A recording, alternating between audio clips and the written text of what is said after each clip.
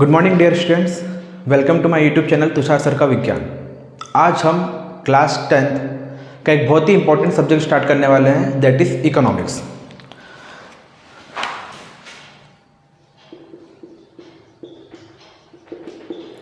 Economics word सुनते ही आपके mind में सबसे पहले क्या आता है? जैसे हम केमिस्ट्री सुनते हैं तो हमारे माइंड में केमिकल्स आता है, फिजिक्स सुनते ही हमारे माइंड में न्यूमेरिकल्स आ जाते हैं, bio means plant and animal cell आता है। वैसे ही इकोनॉमिक्स सुनते वक्त हमारे माइंड में क्या क्या चीज़ें वर्ड्स आते हैं? गोविंद आप बताइए। गुड। मनी, और क्या क्या आता है? Development, very good.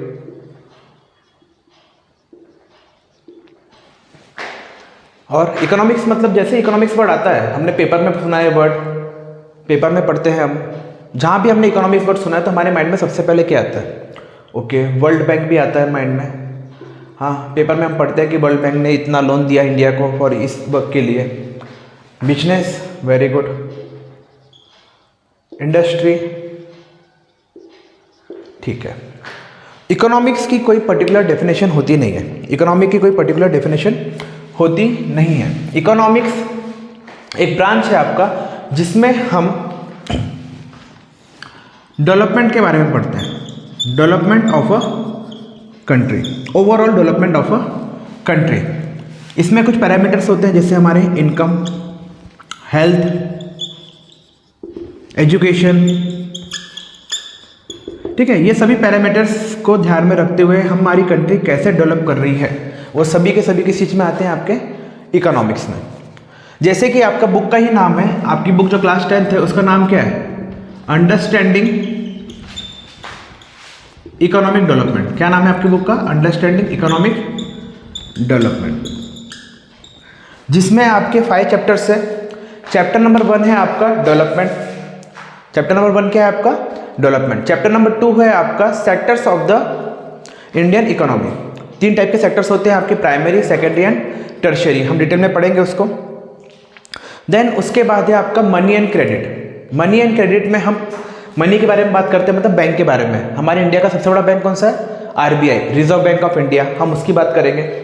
4th chapter है आपका ग्लोबलाइजेशन एंड इंडियन इकोनॉमी, कि इंडिया की economy in terms of global world, कि वर्ल्ड में हमारा क्या रैंक है इन टर्म्स ऑफ इकोनॉमी, इसमें फॉरेन रिजर्व्स क्या होते हैं, ठीक है, ये पढ़ेंगे। और लास्ट है आपका कंज्यूमर राइट्स। तो इकोनॉमिक्स बहुत ही इंपॉर्टेंट चैप्टर है और बहुत अच्छा चैप्टर है, समझने के लिए बहुत इजी है, कॉन्सेप्चुअल है, तो हम बहुत ही इजी मेथड में उसको समझेंगे आज। तो सबसे पहले आप हेडिंग डालिए चैप्टर नंबर 1 डेवलपमेंट। साथ साथ ही नोट्स बनाते जाइए आप। सबसे पहले हेडिंग डालिए चैप्टर नंबर 1 डेवलपमेंट। हम एक ही लेक्चर में पूरा इकोनॉमिक्स का चैप्टर नंबर 1 कंप्लीट करेंगे। वैसे ही सिमिलरली चैप्टर नंबर 2, 3, 4 एंड 5 जल्दी ही आपके टाइम टेबल रिलीज होने वाले हैं। एमपी बोर्ड के रिलीज हो चुके हैं, सीबीएसई के स्टूडेंट के टाइम टेबल जल्दी ही आने वाले हैं। तो चैप्टर नंबर 1 है आपका डेवलपमेंट। चैप्टर नंबर 1 है आपका डेवलपमेंट। डेवलपमेंट का मतलब क्या होता है? डेवलपमेंट का मतलब होता है कि आप ग्रोथ करो। आप क्या करो? ग्रोथ करो। किस टाइप की ग्रोथ करो? प्रोग्रेसिव ग्रोथ करो। मतलब आप हमेशा ग्रो करो। मतलब अगर सपोज आप इस साल 2 लाख कमा रहे हो तो अगले साल 2.5 लाख कमाओ, 3 लाख कमाओ। मतलब ग्रोथ जो भी है आपकी कैसी होना चाहिए? इन इंक्रीजिंग ऑर्डर होना चाहिए। कैसी होना चाहिए? Increasing order. कोई चाहेगा कि मैं आज 2 लाख कमा रहा हूं तो कल मैं 1.5 लाख कमाऊं या 1 लाख कमाऊं या मैं कुछ ना कमाऊं। तो हम डिक्रीजिंग ग्रोथ की बात नहीं करते। कैसी ग्रोथ की बात करते हैं? प्रोग्रेसिव ग्रोथ की बात करते हैं। जो डेवलपमेंट मेरे लिए है वो जरूरी नहीं है कि सेम पर्सन के लिए वो डेवलपमेंट गोल उसके लिए हो। तो different persons have different development goals. क्या? Different persons have different development goals. तो मैं कुछ कंडीशंस लेता हूं आपको। सपोज कोई पर्सन है आपका जो रूरल एरिया में रहता है, रूरल एरिया का पर्सन है, और इसको हम कंपेयर करेंगे आपके अर्बन एरिया के पर्सन से।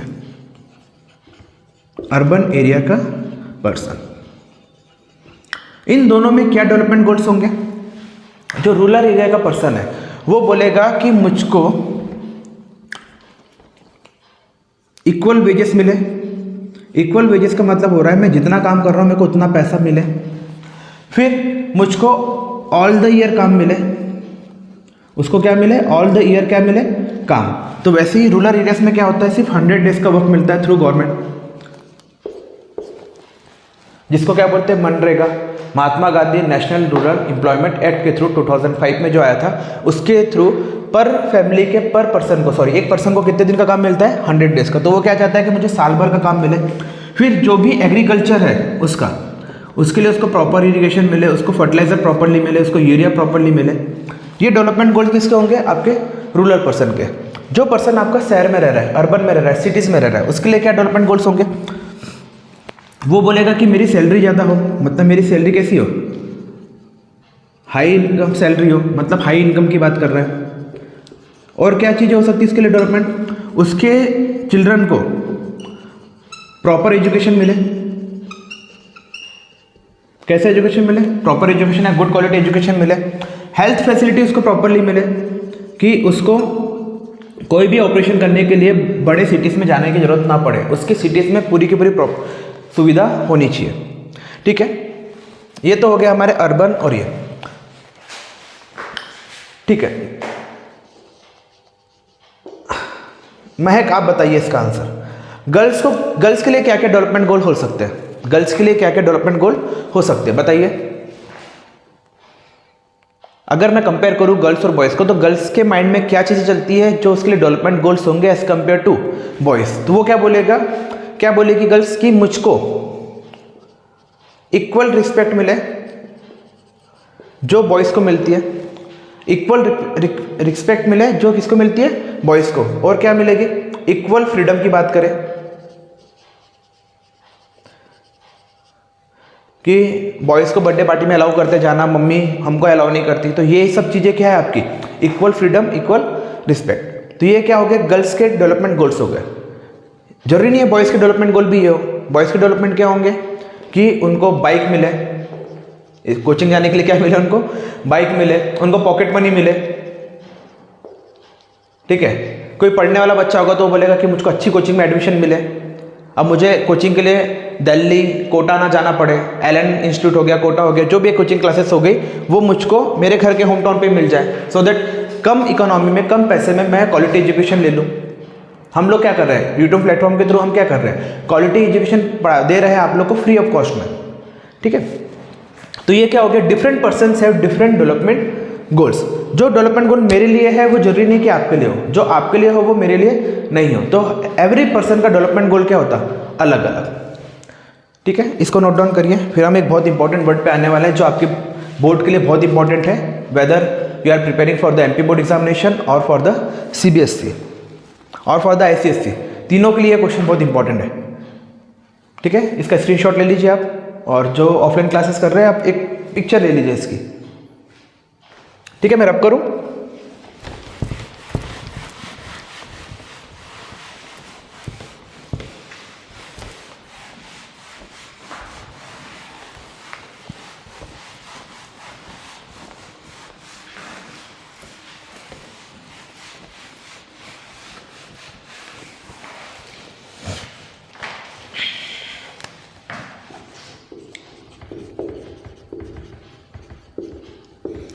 सस्टेनेबल डेवलपमेंट बहुत ही इंपॉर्टेंट कॉन्सेप्ट है। सस्टेनेबल डेवलपमेंट बहुत इंपॉर्टेंट है, सबसे आईएमपी क्वेश्चन है इस चैप्टर का।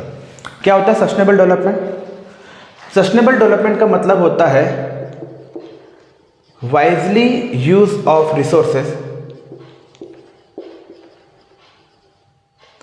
वाइजली यूज ऑफ रिसोर्सेज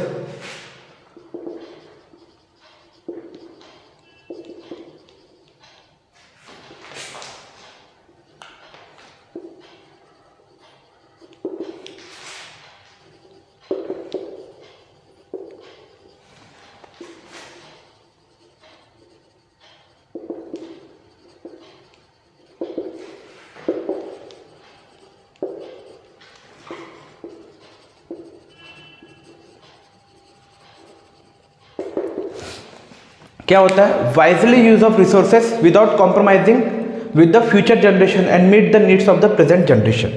देखो इसको समझते हैं बहुत अच्छे से। सबसे पहले हम कीवर्ड्स को समझते हैं।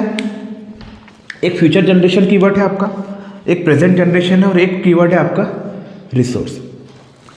तो रिसोर्सेस होते क्या है? जो भी चीज़ ह्यूमन के लिए बेनिफिशियल है, जो भी चीज़ ह्यूमन के लिए प्रॉफिटेबल है, वो सभी के सभी क्या है? आपकी रिसोर्सेस है। जैसे फूड बेनिफिशियल है, हाँ, इससे हमको एनर्जी मिलती है। पेट्रोल हमारे लिए बेनिफिशियल है, हाँ। मनी हमारे लिए बेनिफिशियल है, हाँ। और क्या है? एयर हमारे लिए बेनिफिशियल है, हाँ। वाटर हमारे लिए बेनिफिशियल है, हाँ। जो भी चीज़ ह्यूमन के लिए बेनिफिशियल है उसको हम क्या कहते हैं? रिसोर्स। तो वो क्या कह रहा है? Wisely use of resource. Wisely का मतलब होता है विद ब्रेन, विद नॉलेज। आप इस रिसोर्स को अच्छे से यूज़ करो सो दैट आपके होने वाले फ्यूचर जनरेशन में जो भी चाइल्ड होंगे वो ये रिसोर्स को अच्छे से यूज़ कर सके। पर आप प्रेजेंट जनरेशन को भी दुख दर्द मत दो, उनकी भी नीड्स को आप पूरा करो। कहने का मतलब ये है, अगर आप पेट्रोल को हैप्पीजार्ड वे में यूज़ करने लगे, जहाँ पे उसकी नीड नहीं है आप उसको वहाँ पे यूज़ करने लगे, तो क्या होगा? पेट्रोल आपके आने वाले 40-50 साल में क्या हो जाएगा? खत्म। तो आपके फ्यूचर जनरेशन को, आपके ग्रैंड पेरेंट्स को, आपके ग्रेट चिल्ड्रंस को, सॉरी, आपके होने वाले बच्चे के बच्चों को पेट्रोल मिलेगा क्या? मतलब वो बाइक नहीं चला सकते, वो कार नहीं चला सकते, फिर उनको अल्टरनेट मीन्स ऑफ में जाना पड़ेगा। ठीक है। अगर आपने इंडस्ट्री इतनी डेवलप कर ली, आपने प्रॉपरली एयर पोल्यूशन को चेक नहीं किया, तो क्या होगा? आपको अस्थमा डिसीज होंगी, आपको ब्रोंचाइटिस डिसीज होंगी। ठीक है। तो सस्टेनेबल डेवलपमेंट का मतलब क्या होता है कि आपके पास जो भी रिसोर्सेस अभी है उसको प्रॉपरली ब्रेन से, दिमाग से अच्छे से यूज़ करो सो दैट आप प्रेजेंट जनरेशन की जो भी रिक्वायरमेंट्स है, जो भी नीड्स है, उसको प्रॉपरली फुलफिल करो और फ्यूचर में जनरेशन के पास कुछ ना कुछ बचना चाहिए। ठीक है। The wisely use of resources without compromising with the future generation, and उसी टाइम पे साइमल्टेनियसली आपको प्रेजेंट जनरेशन की नीड्स को भी क्या करना है? पूरा करना है। इस कॉन्सेप्ट को क्या बोलते हैं? Sustainable development. टोटल मिला के इसमें अलग अलग गोल्स रहते हैं आपके सस्टेनेबल में। जैसे प्लास्टिक फ्री करना है हमको 2030 तक। ठीक है। हमको लिटरेसी रेट को 100% करना है। ठीक है। तो अलग अलग हम गोल्स लेके चलते हैं इसमें। इसको नोट डाउन करो, बहुत IMP डेफिनेशन है आपकी।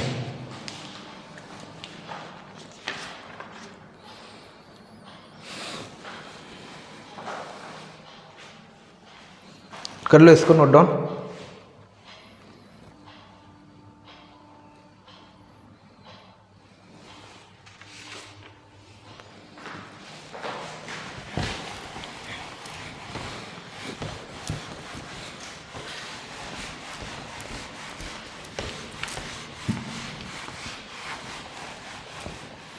नोट्स आप साइमल्टेनियसली बनाते जाइए।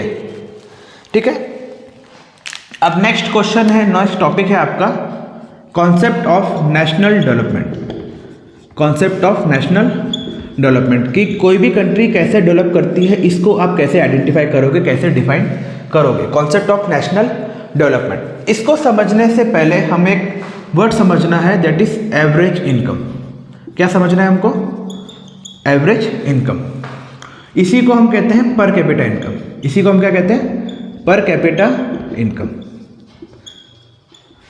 ठीक है। आपको मेरे सारे नोट्स मेरे इंस्टाग्राम अकाउंट तुषार सर का विज्ञान नाम से ही है, वहाँ पर आप मुझे फॉलो करिए, आपको पूरे मेरे हैंड रिटन नोट्स आपको मिल जाएंगे मेरे इंस्टाग्राम चैनल पे। ठीक है। तो ध्यान से समझिए एवरेज इनकम, और इसी को क्या कहते हैं? Per capita income. सपोज मैं एग्जांपल लेता हूँ। एक फैमिली है जिसमें 5 मेंबर्स रहते हैं। कितने मेंबर्स रहते हैं एक फैमिली में? 5 मेंबर रहते हैं।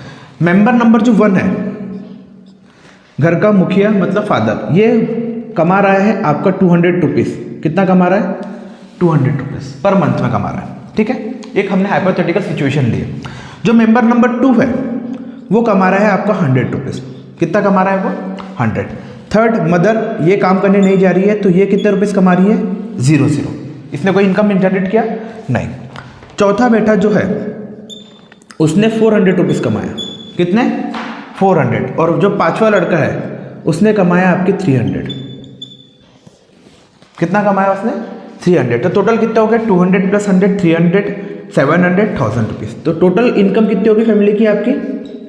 1000 रुपीज़। ये होगी monthly income of the family. तो फैमिली की मंथली इनकम क्या आ गई यहाँ से निकल के? मंथली इनकम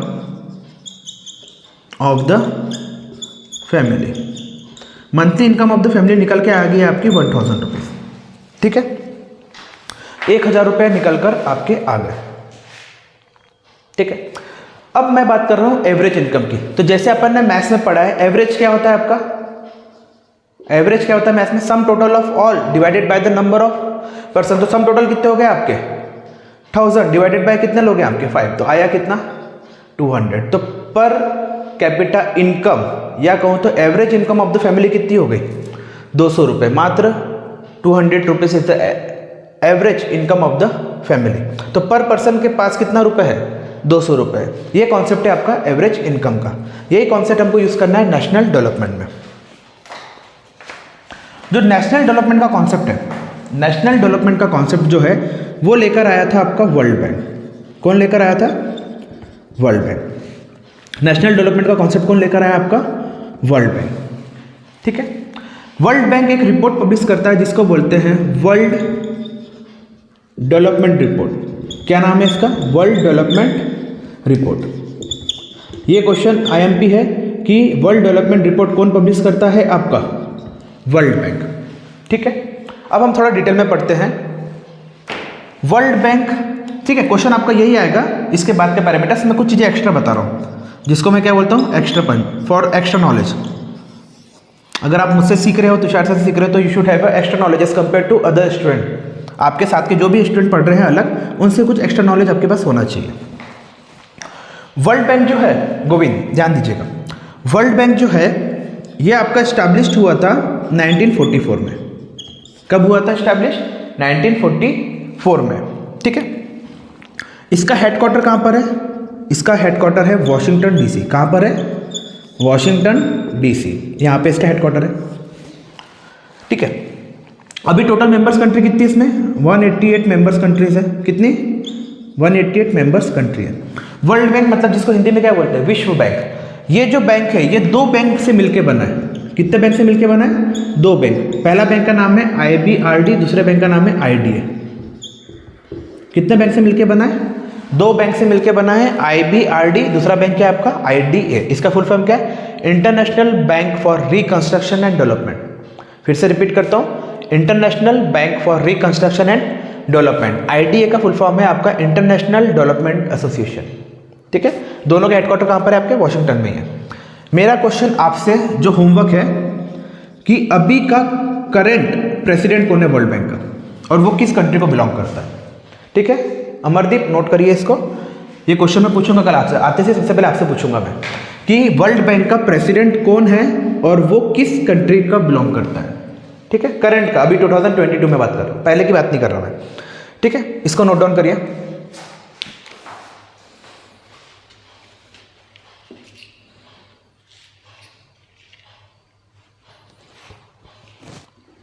ठीक है, नोट डाउन कर लिया। मैं इसको मिटाऊं?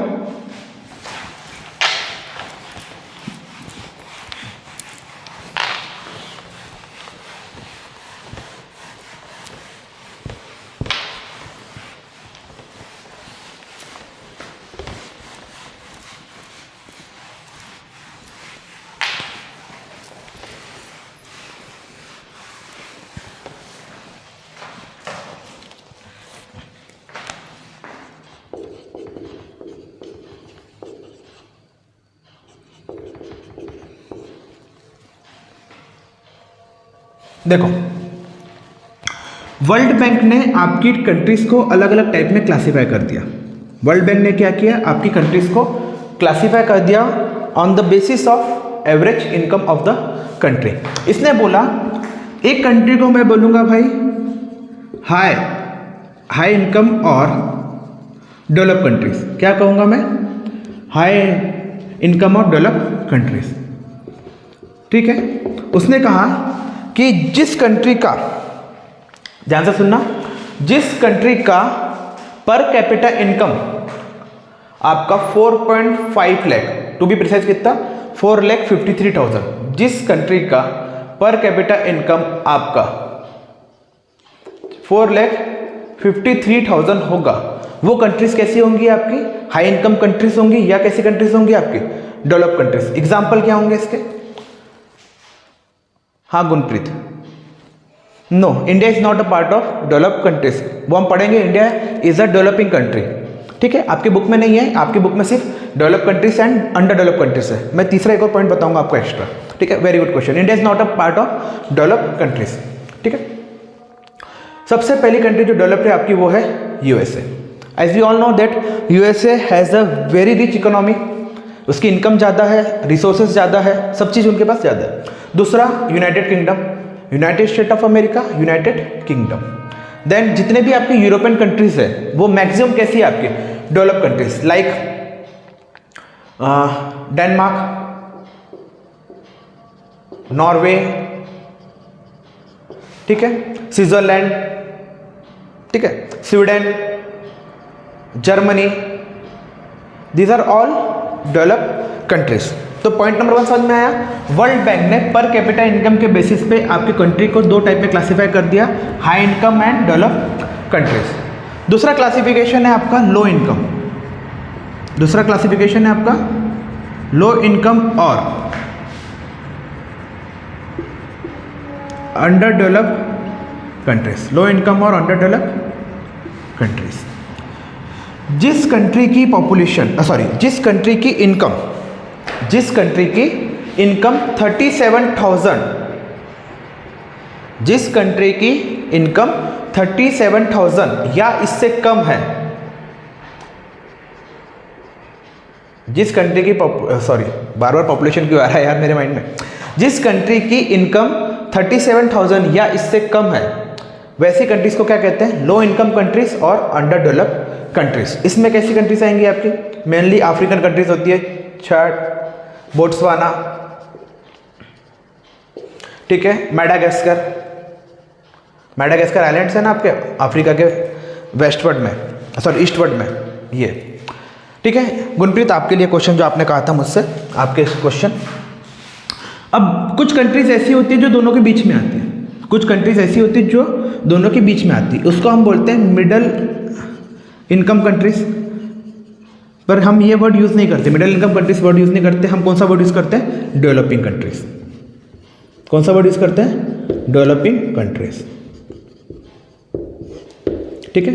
डेवलपिंग कंट्रीज का मतलब हो रहा है ना ही वो लो इनकम कंट्रीज है, गरीब कंट्रीज है, ना ही वो प्रॉपरली डेवलप कंट्रीज है। ये डेवलपिंग कंट्रीज है जो मूव कर रही है डेवलप कंट्रीज के तरफ, मूव कर रही है कहाँ पे, डेवलप कंट्री की तरफ, ना ही गरीब है ना ही अमीर है, बीचों बीच में है और अमीर की तरफ बढ़ते जा रही है। यहाँ पर आते हैं आपके इंडिया, यहाँ पर क्या आता है आपका इंडिया, ब्राज़ील, यहाँ पे क्या कंट्री है आपकी, ब्राज़ील, ठीक है, इंडिया और ब्राज़ील। अब देखिए यहाँ पे इंडिया का पर कैपिटा इनकम है आपका 1.24 लाख, कितना है 1.24 लाख, 1,24,000। तो वर्ल्ड बैंक के हिसाब से तो कितना होना चाहिए, 37,000 अंडर डेवलप और 4,53,000 किसके लिए होना चाहिए, हम तो बीचों बीच में हैं, 37 से बहुत आगे हैं, 3 टाइम्स है, पर इससे हम 3 टाइम्स पीछे भी हैं। तो हम कैसी कंट्रीज है आपकी, डेवलपिंग कंट्रीज, ठीक है। अब देखो यहाँ पे जो एवरेज इनकम का कॉन्सेप्ट है, एवरेज इनकम का कॉन्सेप्ट क्या था कि जितने भी लोग हैं आपके उनके टोटल इनकम को ऐड कर लो और डिवाइड कर दो टोटल पॉपुलेशन से। जैसे हमने एग्जांपल देखा था, अगर मैं बात करूँ आपकी एनुअल इनकम, सपोज इंडिया की एनुअल इनकम जो है वो मैंने बोला 100 रुपये, इंडिया की टोटल इंडिया की एनुअल इनकम कितनी है, 100 रुपये। हंसने की बात नहीं है, मजाक कह रहा हूँ, ये जो होगा ये तो सर करीब 10 लाख करोड़ या 1 लाख करोड़ के ऊपर होगा, ऐसा फिगर होगा, मैं सिर्फ समझाने के लिए कह रहा हूँ। Total income of the country कितनी है, 100 इंडिया की। चलो मैं एक और ले रहा हूँ आपका ऑस्ट्रेलिया, ऑस्ट्रेलिया भाईजान भी कितना कमा रहा है भाई अपना, ये भी 100 रुपये कमा रहा है पूरे साल भर के। फिर मैंने एक और कंट्री ले ली जापान, ये भी कितना कमा रहा है, 100 रुपये। कॉन्सेप्ट को समझना, ये सिर्फ फिगर मैंने हाइपोथेटिकल फिगर लिए हैं, ओरिजिनल फिगर आपके इन लैक्स करोड़ में होंगे, 5 लाख करोड़, 10 लाख करोड़, ठीक है, करोड़ से इन लैक्स में, ठीक है। तो सपोज इंडिया की पॉपुलेशन कितनी है, 100, इंडिया की पॉपुलेशन कितनी है, 100, वैसे टू बी प्रिसाइज कितनी है, 134 करोड़, और 2011 सेंसस के हिसाब से कितनी है, 121 करोड़। अभी रिसेंट फिगर कितना है आपका, 134 करोड़। ये कब का फिगर है आपका, 19 नवंबर 2022। हमारी पूरे वर्ल्ड ने 7 बिलियन पॉपुलेशन क्रॉस कर ली, ठीक है। और हम 2023 तक जो सबसे ज़्यादा पॉपुलेशन कंट्रीज है आपकी कौन सी, चाइना, उसको सरपास कर देंगे अभी बस कुछ ही महीनों में, ठीक है। ये एक्स्ट्रा चीज़ है, ठीक है। हाँ, एक्स्ट्रा चीज़ें बताओ तो बराबर ध्यान लगता तुम्हारा, है ना, जब टॉपिक चलता तब बातें करते हो। देखो यहाँ पे तो इंडिया जो है, इंडिया की इनकम कितनी है, 100 रुपीज़, सिंबल कैसे रुपीज़ का, इस टाइप से, ठीक है। कितनी है इसकी, 100 रुपीज़। हमको पता है कि इंडिया में कितने लोग हैं, 100 लोग हैं। मैंने मान के चला ऑस्ट्रेलिया में कितने लोग हैं, 50 लोग हैं, जापान में तो और कम पॉपुलेशन, मतलब कितने लोग हैं, 20 मान के चल रहा हूँ, ठीक है। तो अगर एवरेज इनकम के हिसाब से क्या होता है, टोटल डिवाइडेड बाई ये, तो मेरे पास आया कितना, 1 रुपये। 100 डिवाइड बाई 100 करूँगा तो क्या आएगा, 1 रुपीज़। 100 डिवाइड बाई 50 करूँगा तो क्या आएगा मेरे पास, 2 रुपीज़। कितना आएगा, 2 रुपीज़। इसके लिए कितना आएगा मेरे पास, 5 रुपीज़। तो इसको ध्यान से देखो, तीनों की इनकम तो कितनी थी, 100 ही थी। पॉपुलेशन के हिसाब से, ज़्यादा पॉपुलेशन होने के हिसाब से इसका एनुअल इनकम कितना हो गया, 1 रुपीज़। इसका कितना हो गया, 2 रुपीज़। इसका कितना हो गया, 5 रुपीज़। तो कहने की बात यह है कि पॉपुलेशन तो किसी एक कंट्री की सेम नहीं हो सकती। Every country has a different population. जिसके पास पॉपुलेशन ज़्यादा, उसके पास पैसा ज़्यादा होने के बाद भी ओवरऑल इनकम निकालेंगे एवरेज, तो क्या आएगा, कम। जिसके पास पैसा कम पर पॉपुलेशन कम है, तो एवरेज कैसा आएगा, ठीक आ सकता है। तो हमने क्या किया, ये एनुअल फंक्शन वाला जो है, एनुअल इनकम वाला कॉन्सेप्ट है, ये भाई सही नहीं है, इसको बंद करो, हमको समझ में नहीं आ रहा भाई ये वाला कॉन्सेप्ट। ऐसा इकोनॉमिस्ट लोगों ने बोला। इकोनॉमिस्ट लोगों ने क्या बोला कि ये वाला कॉन्सेप्ट हमको समझ में नहीं आ रहा है। इंडिया की पॉपुलेशन ज़्यादा है, पैसा तो ज़्यादा है, पर पॉपुलेशन ज़्यादा है, तो ओवरऑल इनकम क्या हो गया, कम। इससे हमको आप कर नहीं सकते। यहाँ एक 1.24 लाख है, पर ये भी तो देखो कि हमारे पास 134 करोड़ लोग हैं। यहाँ पर इनकम सेम है, पर हमसे इनकम क्या होगी, ज़्यादा, पॉपुलेशन तो कम है। इधर देखो पॉपुलेशन और कम है, तो इनकम हमसे क्या दिखा रही है, ज़्यादा दिखा रही है। तो ये वाला कॉन्सेप्ट को बंद करो। फिर एक नया कॉन्सेप्ट लेकर आया आपका, बहुत ही इंपॉर्टेंट है, पहले इसको नोट डाउन कर लो, फिर बताता हूँ वो कॉन्सेप्ट। एचडीआई का कॉन्सेप्ट है आपका, इसको नोट डाउन कर लो, फिर मैं मिटा देता हूँ।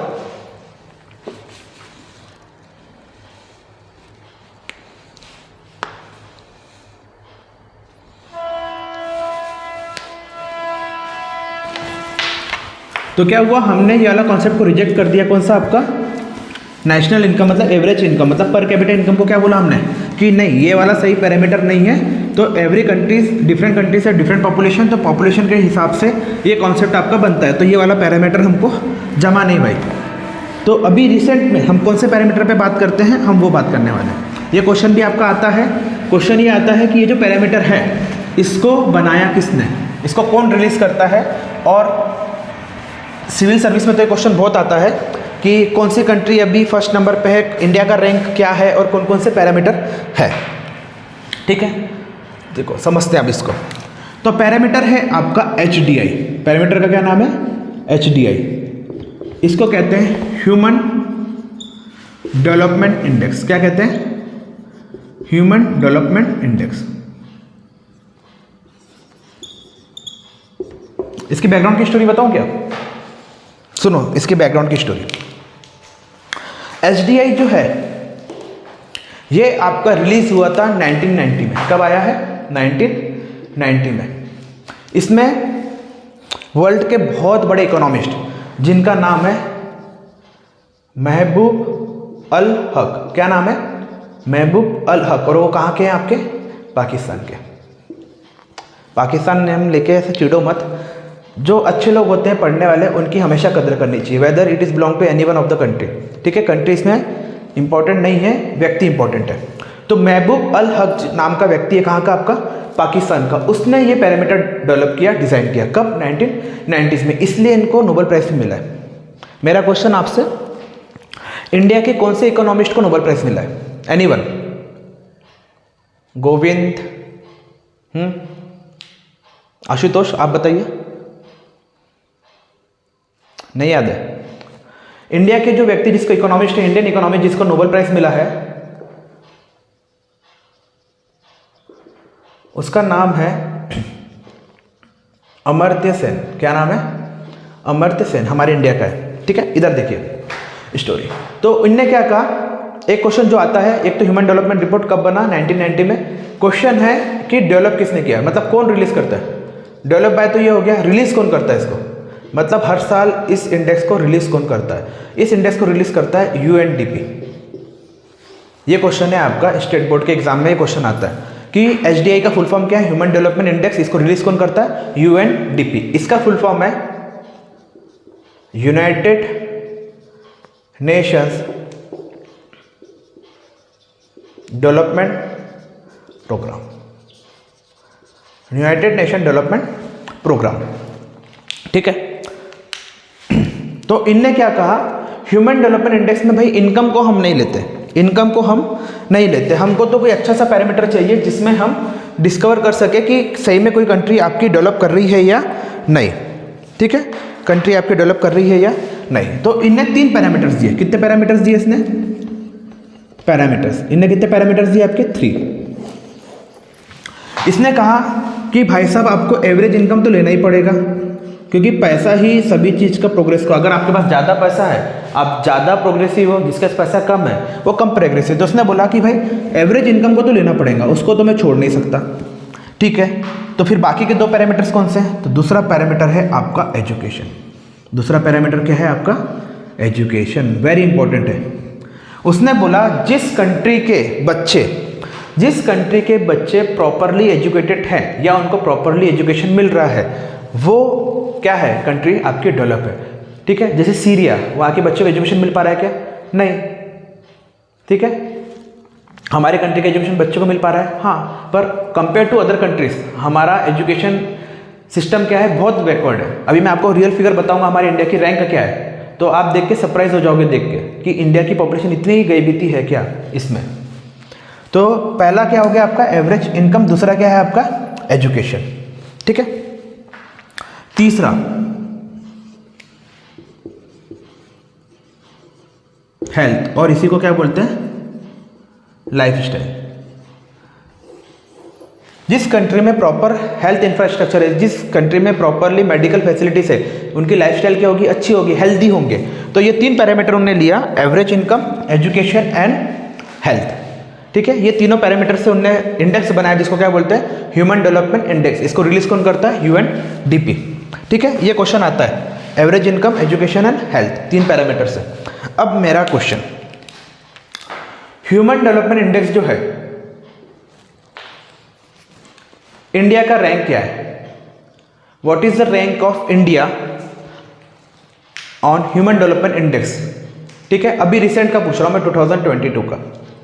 ठीक है, आपकी बुक लिखी है 2006 में, तो उसमें जो फिगर है वो है 2006 के लिखे रहते हैं। आपकी जो वर्ल्ड डेवलपमेंट बैंक की रिपोर्ट है वो 2006 की लिखी हुई है, बहुत पुरानी रिपोर्ट है। उसमें डॉलर में दिया है, उसमें क्या दिया है? If you are having an dollar of $4500 या आपके पास डॉलर है 1200 रुपये से कम डॉलर है, तो आप अंडर डेवलप कंट्रीज हो। इस फिगर में लिखा हुआ है आपके डॉलर में। इंडिया का रैंक है 131 आउट ऑफ, देख लीजिए कितना दिल दुखने वाला फिगर है कि इंडिया का रैंक कितना है? 131 है आउट ऑफ 188 कंट्रीज। हम तो टॉप 100 में भी नहीं है, टॉप 50 में भी नहीं है, टॉप 10 तो बहुत दूर की बात है। कहाँ पर है हम? 131 में। ठीक है, फर्स्ट नंबर पे कौन है? एनीवन? जो इस क्वेश्चन का आंसर देगा उसको मेरे तरफ से Dairy Milk Silk, open to all. हाँ, बता सकते हो आप कोई भी, जिसने इसका आंसर किया उसको डेयरी मिल्क सिल्क मेरे तरफ से। बताओ। हाँ, नहीं। ऑस्ट्रेलिया सेकंड नंबर पे है। ऑस्ट्रेलिया कहाँ पर है? सेकंड नंबर पे। USA नहीं। Japan, UK no. चाइना, बोल लो जितनी कंट्रीज के नाम पता है सभी बोल लो। 188 के नाम पता है क्या? नहीं। कौन है फर्स्ट नंबर पे? नॉर्वे। कौन सी कंट्री है? नॉर्वे। ठीक है, इसको नोट डाउन करो।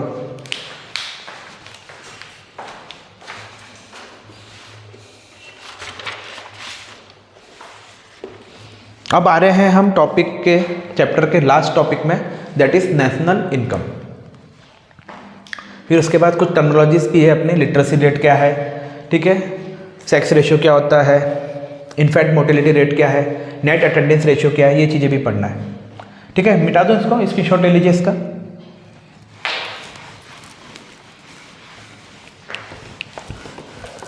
किसी को भी डाउट है इनमें से पूछ लीजिए। जब तक कि आप टीचर के साथ इंटरेक्शन नहीं करोगे आप सीख नहीं पाओगे। तो देख रहे हो हमारे इंडिया का फिगर कितना है, तो इनकम भी कम है, एजुकेशन तो हमारे यहाँ की बहुत ही पुअर है। हमारे यहाँ पे एजुकेशन कमर्शियलाइज है, पैसा कमाने का जरिया है। ठीक है, जो टीचर को पढ़ाते नहीं आता वो भी पढ़ाना चालू कर देता है, इंडिया में ऐसा है, और बच्चे पढ़ते भी हैं।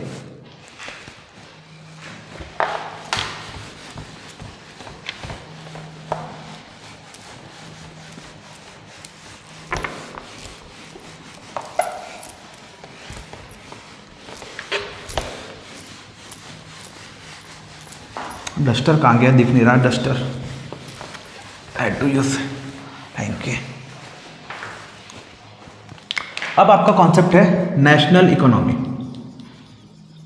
नेशनल इनकम, नेशनल इकोनॉमी कैसे डिसाइड करते हैं, ठीक है। तो कॉन्सेप्ट आता है आपका जीडीपी का। किसका कॉन्सेप्ट आता है? जीडीपी का, ठीक है। मैं आपको एक और कॉन्सेप्ट बताऊंगा जो हमारी इंडिया फॉलो नहीं करती पर डेवलप कंट्रीज फॉलो करती है। कौन सा कॉन्सेप्ट है आपका? एनएनपी का। ये एक्स्ट्रा है, ठीक है।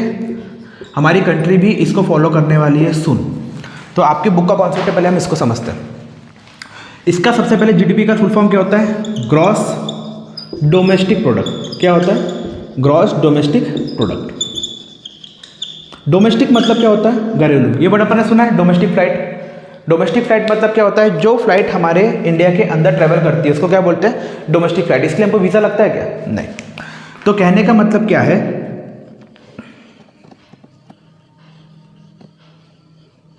ये हमारे इंडिया है, इसका रफ डायग्राम बना है। तो ग्रॉस डोमेस्टिक प्रोडक्ट का मतलब होता है इंडिया की बाउंड्री के अंदर, जम्मू कश्मीर से लेके कन्याकुमारी तक, अरुणाचल प्रदेश से लेके गुजरात तक, इंडिया की बाउंड्री के अंदर जितना भी पैसा कमा लो, इंडिया की बाउंड्री के अंदर जितना भी पैसा आप कमा रहे हो divide by total population of the country, ये है आपका जीडीपी। मतलब क्या हुआ? Total income generated, total income generated within the boundary of India, total income generated within the boundary of India divided by total population of the country, total population of the country, ठीक है। Total income generated with in the boundary of India divided by the total population of the country, ठीक है। तो यहाँ पर हमारा Andaman Nicobar island है, ये भी हमारी इंडिया के है, इसको भी हम कैलकुलेट करेंगे। लक्षद्वीप है, इसको भी हम कैलकुलेट करेंगे।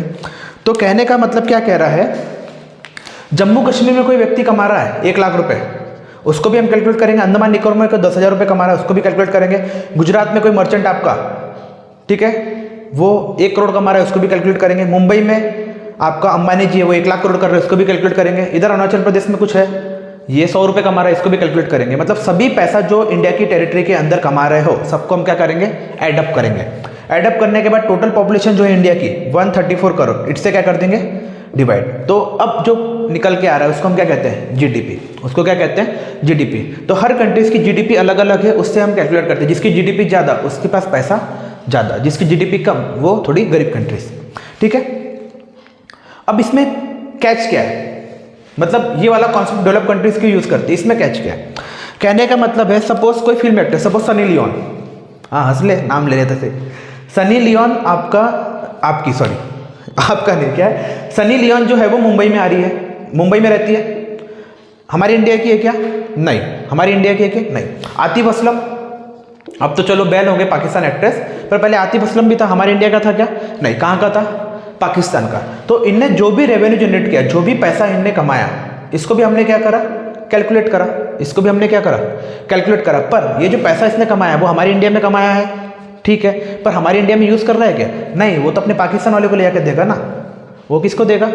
पाकिस्तान को। तो हमारी टेरिटरी में होके कमाया, पर हमारी एक्चुअल फिगर में कैलकुलेट हो गया? हाँ हो गया। पर हमारे पास यूज़ हो रहा है क्या हमारी इंडियन इकोनॉमी में? नहीं, हमारी इंडियन इकोनॉमी में यूज़ नहीं हो रहा। तो फिर एक कॉन्सेप्ट आया आपका एनएनपी, जिसको बोलते हैं नेट नेशनल प्रोडक्ट। क्या बोलते हैं? नेट नेशनल प्रोडक्ट, ठीक है। यहाँ पर क्या होता है, जो भी इंडियंस पैसा कमा रहे हैं, इंडियंस का मनी, इंडिया की इनकम, चाहे वो इंडिया में रहे या वर्ल्ड में, सपोज अमेरिका में नासा में काम कर रहे हैं, गूगल में काम कर रहे हैं, माइक्रोसॉफ्ट में काम कर रहे हैं, कोई गेम स्टेशन में काम कर रहे हैं, कोई फुटबॉल खेल रहा है, तो इंडिया के लोग वर्ल्ड में कहीं पर भी हो, इंडिया के लोग वर्ल्ड में कहीं पर भी हो, उनकी income divided by total population, ये है आपका नेट नेशनल प्रोडक्ट। तो जितनी भी डेवलपिंग कंट्रीज है वो इसमें वर्क करती है। सपोज अमेरिका ने इसमें वर्क करता है, तो अमेरिका क्या बोलता है, मेरे अमेरिका के वासियों, मेरे अमेरिकन दुनिया में कहीं पर भी फैले हैं, उनकी टोटल इनकम डिवाइडेड बाय मेरी यहाँ की पॉपुलेशन, ये है मेरी टोटल मेन वैल्यू। यहाँ पर क्या कर रहे हैं हम, इंडिया की बाउंड्री में जो भी है, चाहे फॉरेनर्स भी क्यों ना हो, फॉरेनर्स भी है तो भी हम इसको क्या कर रहे हैं, कैलकुलेट कर रहे हैं, इंक्लूड कर रहे हैं। पर यहाँ पर ऐसा नहीं है। तो इसमें क्या कर रहे हैं, इंडियंस जो हमारे इंडिया में रहते हैं बाउंड्री में, या वर्ल्ड में कहीं पर भी, चाहे दुबई में रहो, अमेरिका में रहो, यूके में रहो, कनाडा में रहो, ठीक है। तो जितने भी पंजाबी लोग कनाडा में हैं तो उनकी सैलरी को भी हम किस में कैलकुलेट करेंगे, एनएनपी में। तो ये कॉन्सेप्ट आपके बुक में नहीं दिया, पर रिसेंट में यही कॉन्सेप्ट चलने वाला है, इंडिया भी इस पर वर्क करने वाली है। अभी रिसेंट में कौन सा चल रहा है हमारे इंडिया में, एनएनपी। डेवलप कंट्रीज कौन सा यूज़ कर रही है, एनएनपी, जीडीपी, ठीक है। इसको नोट डाउन करो। अब आप आ रहे हैं चैप्टर के लास्ट टॉपिक में।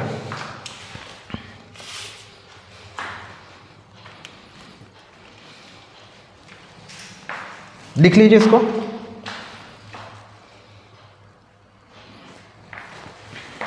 मिटा देता हूँ, स्क्रीनशॉट ले लेना।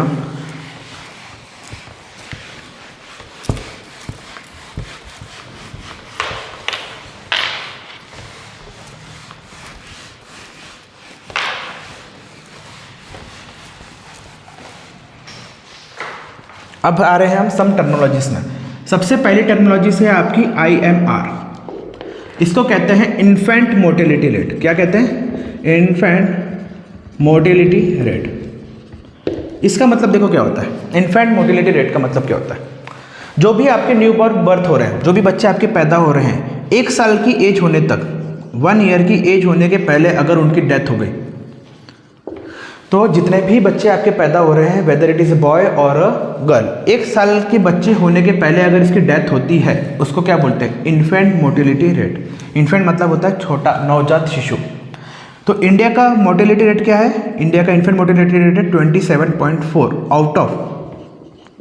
तो अगर 1000 बच्चे आपके बर्थ हो रहे हैं, उनमें से साल भर के अंदर कितने बच्चे खत्म हो जाएंगे आपके, 27.4, मतलब 28 बच्चे आपके क्या हो जाएंगे, खत्म। तो हमें इस नंबर को क्या करना है, कम, और इसको कम करते करते हमें किस पे लेके आना है, 0 पे, मतलब एक भी बच्चा आपका खत्म नहीं होना चाहिए। तो इसके लिए हम क्या कर रहे हैं, हम हमारी मेडिकल कंडीशन को क्या कर रहे हैं, इम्प्रूव कर रहे हैं। प्रॉपर मेडिकेशन, ठीक है, प्रॉपर प्रेगनेंसी को डायग्नोस करना, वुमेन को प्रॉपरली ट्रीट करना, हेल्दी फूड प्रोवाइड करना, ठीक है। तो पहला कॉन्सेप्ट क्या है आपका, IMR। दूसरा कॉन्सेप्ट है आपका सेक्स रेशो। दूसरा कॉन्सेप्ट क्या है आपका, सेक्स रेशो। सेक्स रेशो का मतलब देखो क्या होता है, चलो एग्जांपल लेता हूँ, बहुत अच्छे एग्जांपल से। सपोज आज आप आपके गवर्नमेंट हॉस्पिटल में गए, ये है आपका डे 1 दिसंबर। यहाँ पर 3 लड़की पैदा हुई, लड़के बॉय कितने पैदा हुए, 1। फिर 2 दिसंबर को 2 लड़की पैदा हुई, लड़के हो गए 5 बॉर्न। फिर 3 दिसंबर को भाई कोई भी पैदा नहीं हुआ। 4 दिसंबर को ऐसे चलते चलते जब बॉय की पॉपुलेशन कितनी हो जाएगी, 1000। बॉय की पॉपुलेशन कितनी हो जाएंगी, 1000। उस टाइम पे गर्ल्स कितनी पैदा हुई है, उसको क्या बोलते हैं, सेक्स रेशो। उसको क्या बोलते हैं, सेक्स रेशो। जो 943 है, ये हमारा सेक्स रेशो है इंडिया का। तो सेक्स रेशो मतलब क्या होता है, नंबर ऑफ फीमेल्स पर 1000 मेल्स, नंबर ऑफ फीमेल्स पर 1000 मेल्स, ठीक है। नोट डाउन करो इसको, नंबर ऑफ फीमेल्स पर 1000 मेल, मतलब 1000 बॉयज़ के बीच में कितने फीमेल है आपकी, 943। मतलब यहाँ पे देखो कायदे से होना क्या चाहिए, नेचर तो दोनों को इक्वल ट्रीट करता है, 50% बॉयज़ 50% क्या होते हैं आपके गर्ल्स। तो गॉड तो 50-50 प्रोवाइड करता है, पर ड्यू टू फीमेल इन्फेंटिसाइड, मतलब जो एबॉर्शन करा देते हैं, उसके कारण क्या हो रहा है, आपके फीमेल के फिगर क्या हो गए, कम हो गए हैं।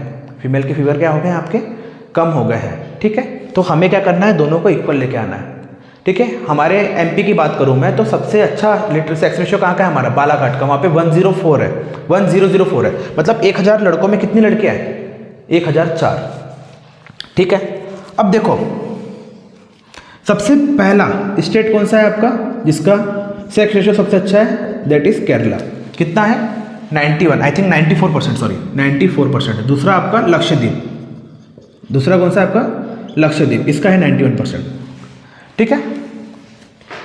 अब देखो इधर एक इंटरेस्टिंग चीज, अब यहाँ पे कितनी गर्ल्स है आपकी, 943, और कितने बॉयज है, 1000, मतलब 57 बॉयज। 57 बॉय तो मेरे कुंवारे रह गए, 57 बॉयज मेरे क्या है, कुंवारे हैं ना, क्योंकि यहाँ पर तो लड़कियाँ तो 943 है, लड़के तो कितने हैं आपके 1000 है, और ये 57 क्या हो गया, इनको तो लड़की नहीं मिल रही भाई, नहीं तो कैसे करेंगे।